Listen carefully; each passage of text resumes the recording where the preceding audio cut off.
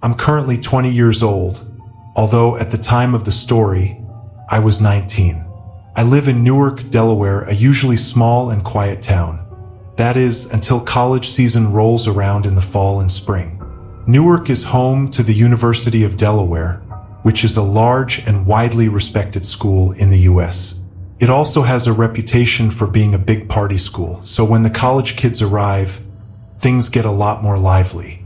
Anyway, I work as a bicycle delivery guy at Jimmy John's, and I still work there as of telling this story. This event took place during a Tuesday or Wednesday night in the spring, either late April or early May. I can't remember exactly. It was my typical 7 p.m. to 2 a.m. shift.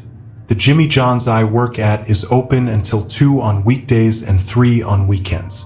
This means we're one of the few places still open in town, aside from the bars, so a lot of drunk college kids storm the place wanting to order. Needless to say, it gets pretty hectic. Deliveries would pop up like crazy too, which did get very annoying, but it meant a lot of tips, so I always put up with it. This was my last night working the shift, and just as 2 a.m. was about to roll around, one last delivery came in.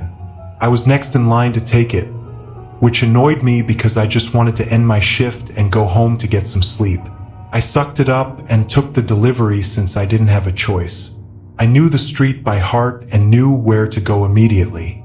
I should mention, one reason we do bicycle deliveries is because the roads tend to be busy sometimes during college season. So using bicycles allows us to do deliveries faster. I rode my bike as fast as I could to the house, arriving in less than 10 minutes. I knocked on the door loudly, but there was no answer. I knocked again, louder this time, still nothing. I became a little pissed, remembering that if someone didn't come out, I'd have to take the order back to the store, meaning this delivery would seriously be wasting my time. I called the number on the receipt, but no one answered.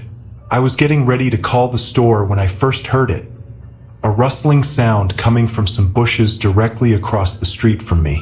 I figured it was probably the wind, but decided to look anyway. When I did, I felt my stomach drop as a strong sense of dread flowed through me. I saw the dark figure of a person crouched behind a few bushes in someone's yard directly across the street. Even though I couldn't make out any facial features, I knew he or she, though I figured it was a he, was looking right at me. My heart was racing, but it didn't seem like he noticed that I had seen him. I pretended not to notice and knocked loudly on the door again. Still, there was no answer. I began to grow more and more panicked, wondering whether or not this could be a trap.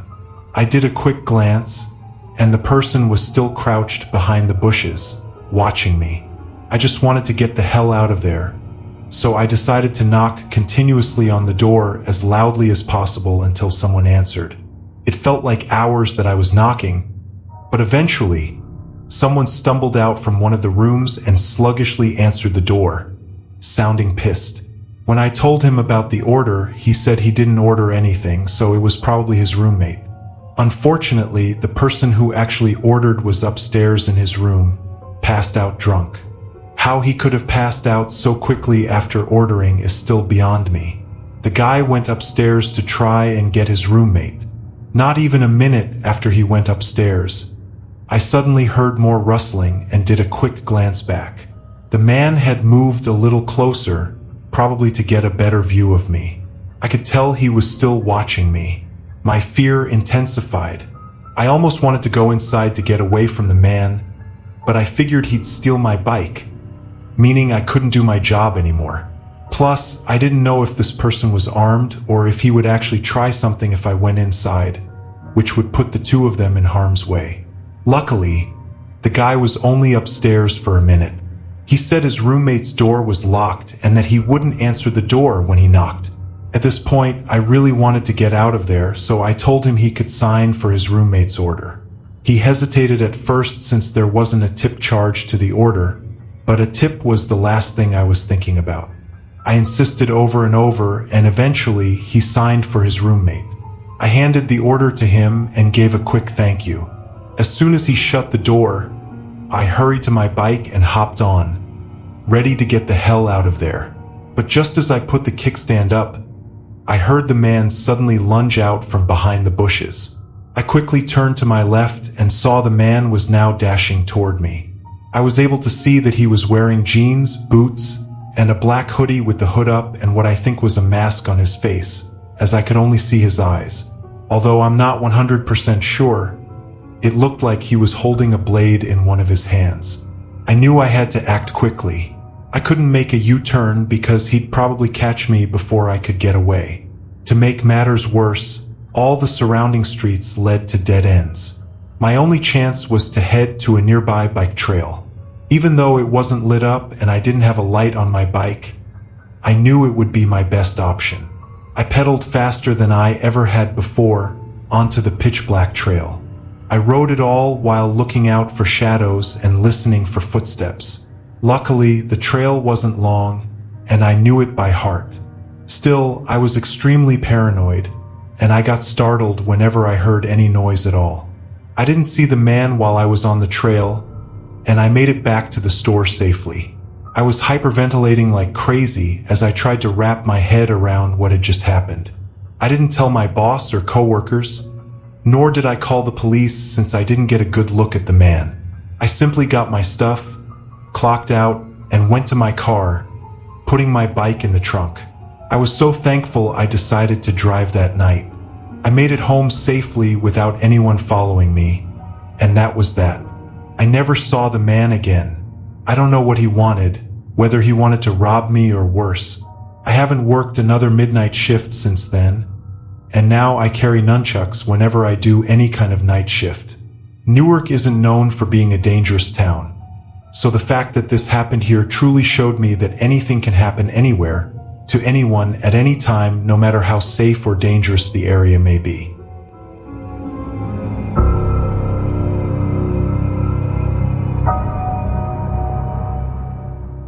I used to deliver for Uber Eats. I was having trouble paying off my student loans, so I was hustling to make whatever cash I could. I still lived with my parents at the time. It was late at night. I was picking up an order from a fast food place in Wilmington, North Carolina, and delivering it to a house about 20 minutes away. I often did late-night deliveries and Uber rides because the pay was higher and I could bang out more deliveries and rides without traffic. I was already en route to the address, leaving the more populated residential area of Wilmington and heading in the direction of the quieter part with all the forests and farms. Most of the roads over there were pitch black, devoid of any other cars at that late hour. I turned off the main road onto a side road with a dead-end sign. This was where the directions were taking me. I arrived at the last house on this road. The lights in almost every house on the stretch were off. It was just pitch black. Even the house where I was supposed to be delivering the food. I had to keep my car headlights on just to see and avoid tripping on anything. I also used my phone's flashlight to navigate my way to the porch of the house. I'm not lying when I say there wasn't a single light on. I even felt the overgrown grass rubbing against my shins as I walked to the front door. This didn't feel right. I pressed the doorbell, but I didn't hear a ring, so I knocked. The customer had set their delivery preference to contact delivery, meaning I had to physically hand it off. I messaged the customer that I was at the front door and asked them to confirm the address. They read it right away and responded, "Give me a second." I replied, "Okay," and they read it. I waited in the dark, looking at the windows of the house, waiting for a light to turn on. I thought, there's no way this is the right house. I followed up again, asking them to type out their address. It took a while before they replied, "I see you. You're at the right house." The next thing I realized was that there were no cars anywhere. This didn't make sense. I asked the customer to confirm what kind of car they saw outside, and they replied, "I see your light."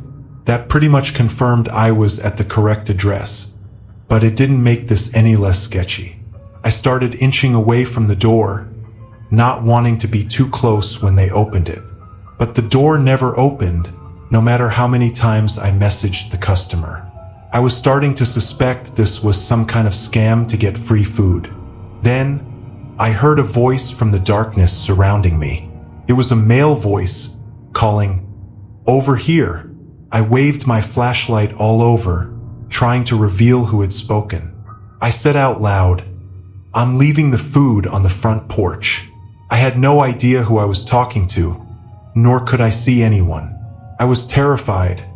I felt like I was about to be attacked. I walked back to my car, trying not to draw attention by running. When I got to my car, I heard a distinct hissing sound. It was the sound of air leaking from a slashed tire. I checked and saw both tires on the left side of my car were slashed. I assumed the two on the right side had also been slashed. I got into the car and locked the doors. All four tires showed low-pressure warnings on the dash. Panic started to set in.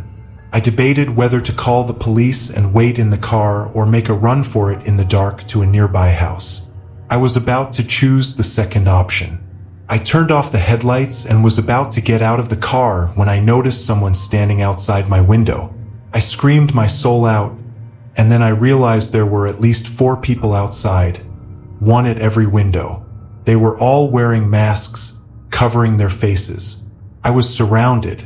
One of them yelled at me to get out of the car now. I didn't know if they had a gun or not, but I knew if they did, by the time I started the car and tried to drive away with 4 flat tires, I'd be shot dead already. I yelled through the window, asking if they were just trying to rob me. One of them said if I gave them everything I had, they'd let me go. I agreed and unlocked the door. The second I did, the guy outside my door opened it and forcefully pulled me out. At this point, I was beaten and kicked by at least 3 of the guys. They grabbed everything off me: my smartwatch, shoes, wallet, phone, and even some things from my car's glove compartment. I was left on the ground as however many men there were ran off into the darkness. I blacked out after that. The next thing I remember was waking up, probably half an hour later, still lying on the grass next to my car. They'd even stolen my keys. I managed to get up and make my way to the nearest source of light I could see in the distance, which was a small house up the street, closer to the main road. I rang the bell a few times until someone answered through the closed door. I told them I'd been injured and robbed and needed to use a phone. Luckily, the woman was willing to help and let me use her phone to call the police, roadside assistance, and then my dad. After the police showed up, they took me back to my car and did a short investigation. They gathered as much information as I could give them. After my car was towed away, my dad came to pick me up and take me home. My phone's last location was down the street from the incident, but it hadn't been turned on since the night before. They probably destroyed it. The next day, I gave more information to detectives regarding my Uber Eats account. They were able to trace the customer account back to a guy named Logan. Long story short, Logan had allegedly lost his phone and wallet, and whoever found or stole them used them to call for the Uber Eats delivery, intending to rob me. In the end, whoever did this got away with it. The house they used was a vacant property for sale. My car tires were covered by insurance, but everything else was a loss. It was a painful and expensive, but also valuable lesson in not being so naive in situations like that. I stopped doing deliveries for a few months, but eventually went back to doing daytime deliveries.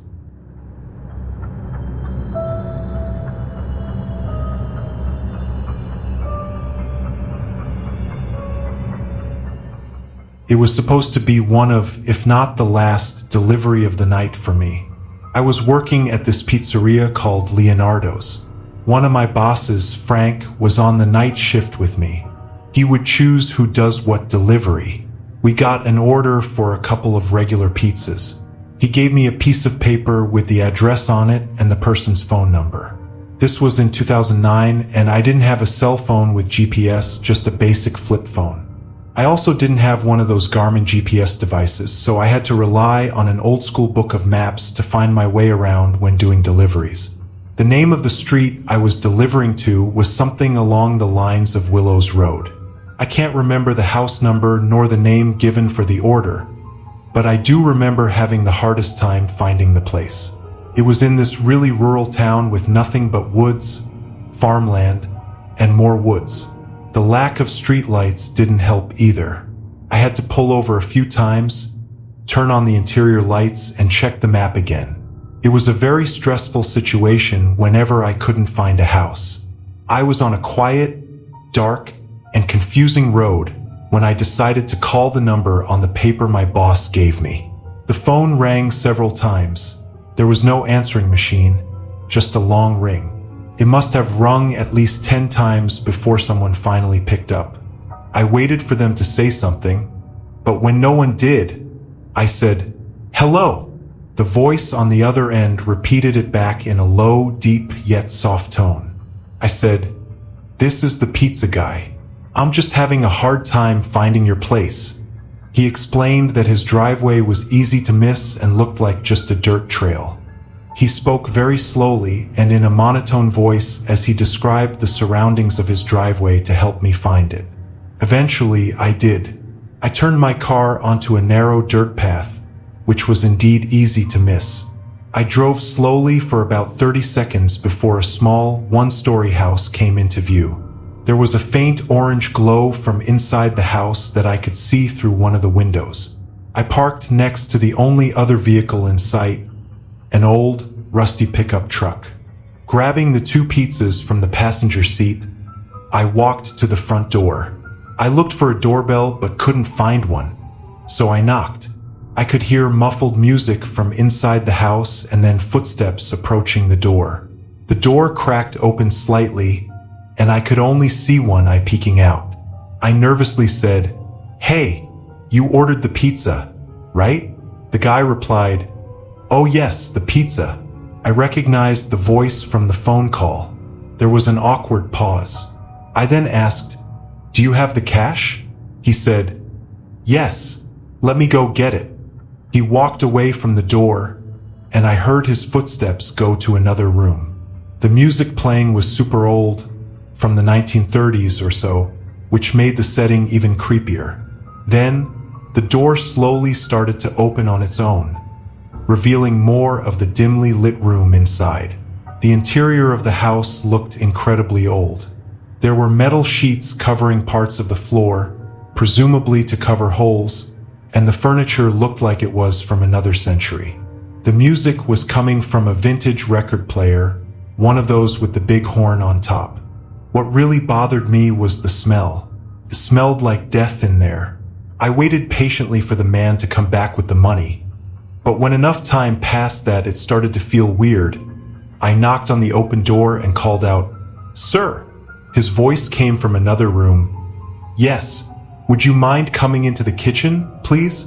My coworkers and bosses always advised against stepping into anyone's house if I didn't have to, and that advice seemed especially relevant in this situation. I hesitated and asked, "Can you repeat that?" He replied again, "Can you come into the kitchen, please?"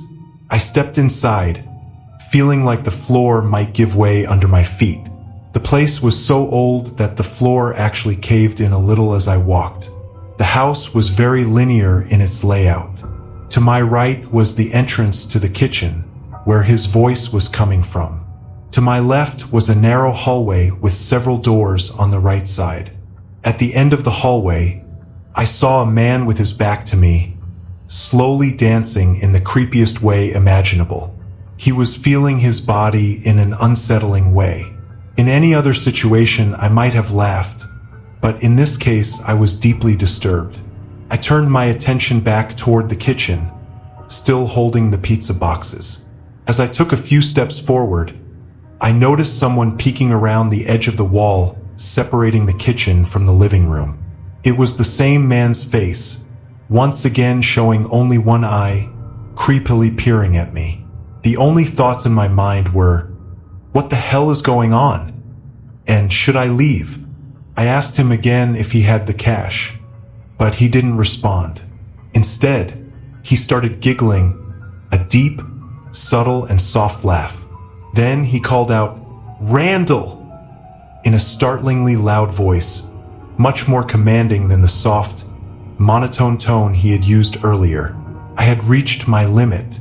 I turned around and walked toward the front door. As I glanced down the hallway, the man who had been dancing seconds ago was now just standing there, staring at me. I hurried out the front door, still holding the pizzas, and got back into my car as fast as I could. As I backed up to clear the pickup truck so I could do a three-point turn, I looked back at the house. The door was wide open again. My heart raced as I feared one of them might be outside, ready to approach my car. I'll never know if they were, but I managed to get my car down that dirt driveway and back onto the main road. When I returned to the pizzeria, I called Frank to tell him what happened. He wasn't mad, and when I explained the situation to everyone, they all laughed. I could see how it might sound funny to others, but at the time it was anything but. Whatever was going on in that house wasn't normal, and I don't think they had any intention of buying pizza. For weeks after, I had recurring dreams of that man's face, peeking around the corner, and I never entered anyone's house or apartment again while delivering pizzas.